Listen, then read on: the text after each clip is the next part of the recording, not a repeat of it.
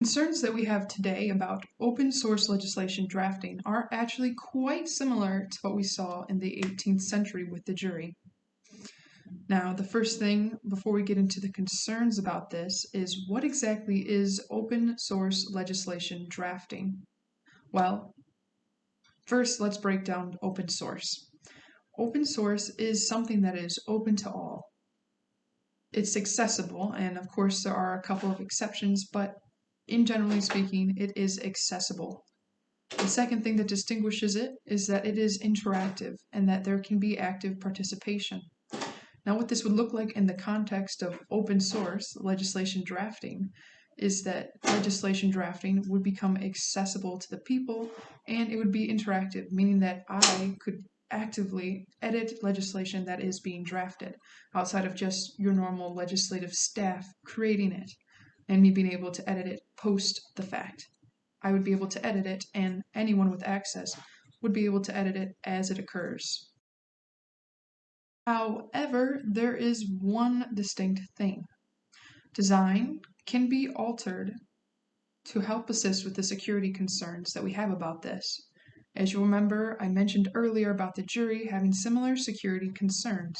The first is that it is vulnerable because it is accessible. The second is that some people might consider it against the law. Why is this? It concerns to our rights and having them be protected and not infringed upon with this system. So, how can we design something to make sure that it doesn't infringe on our rights or be overly vulnerable, aka prevent the concerns we have about security?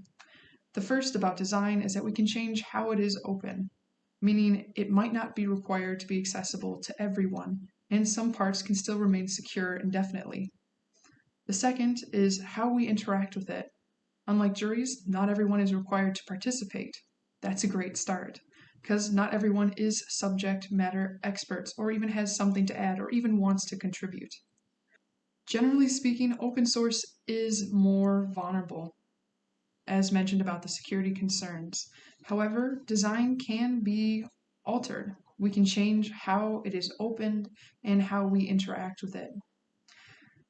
Concerns that would face designers might look something like limiting malware user access, along with users having to remain some type of anonymity, being not recognizable per se, so that way there's a sake of privacy concerns and whatnot concerning the law. But users would also, who are editing and drafting, give up their intellectual property because it is a common good. Having copyrights and somehow profiting off this would not work. Now let's do a brief comparison between the system we have right now and open source. Let's use a car analogy. Now imagine that you buy a car whose hood is permanently sealed. I'd say that's pretty secure, and that is pretty much what legislation is like right now. It's a closed source. Now imagine instead you buy a car whose hood is not sealed. As a matter of fact, not only do you get to look inside the engine and have open access to information, but you can look and see how other people have edited it, how it's constructed. Now, one of the reasons that I like the car analogy is just as I mentioned before about how the system can be designed, so is your car. Being able to get under the hood requires a couple of steps. First, you've got to be able to have the key to get inside. Then, once you're inside, you have to actually lift up to unlatch it. And even then, there's a safety measure on there where you cannot lift this up until you push something out of the way. So, we can design systems of open source legislation drafting with some level of rigorous to them. To summarize, the car whose hood is shut is more secure and is an obstacle because that is our standard of security. However, because the open source car can have security measurements, it will fundamentally become a part of democracy as the jury has. As a matter of fact, the EU currently has a open source software editing program. And let me read this because I want to get it right. It is designed to help facilitate efficient online collaboration, and it does so through comments, suggestions, version control, and co-editing to make open source drafting a possibility and accessible. Now, it is designed to be as rigorous as possible in that it is very constricted.